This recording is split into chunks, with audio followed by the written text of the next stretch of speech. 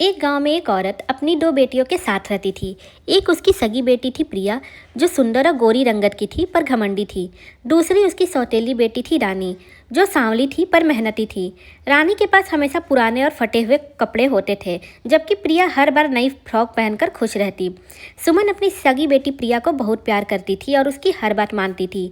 वहीं रानी के लिए उसके दिल में कोई जगह नहीं थी। सुमन ने रानी को हमेशा नज़रअंदाज किया, उसे हमेशा ताने देती और प्रिया पर ही अपना ध्यान देती।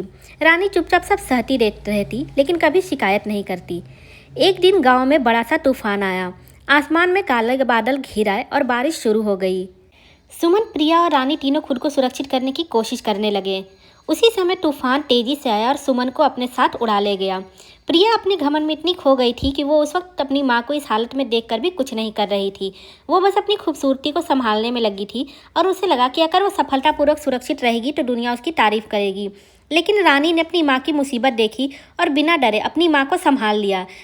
आखिरकार तूफान थमा और सुमन का दिल पिघल गया। उसने देखा कि उसकी सौतेली बेटी रानी, जिसने कभी उसका प्यार नहीं पाया, उसने अपनी माँ को सफलता से सुरक्षित किया। सुमन ने अपनी गलती को समझा और कहा, रानी, मैंने तुम्हें कभी प्यार नहीं दिया, लेकिन तुमने मुझे अपना प्यार दिया और मेरी जान बचाई। तुम्हारी हिम्मत और सच्चाई ने मेरा दिल जीत लिया। रानी की आंखों में आंसू थे, लेकिन उसने अपनी माँ को माफ़ कर दिया। और उस दिन के बाद सुमन ने अपनी सौतेली बेटी रानी को अपना लिया और प्रिया को भी समझा दिया कि असली खूबसूरती दिल में होती है। प्रिया को अपने घमंड का एहसास हुआ और वो अपनी माँ और बहन से माफ़ी मांगने लगी। सुमन ने अपनी दोनों बेटियों के बीच का रिश्ता सुधारा और उन्हें समझाया कि माँ का प्यार कभी भी किसी भी इंसान के रंग या खूबसूरती से नहीं जुड़ता।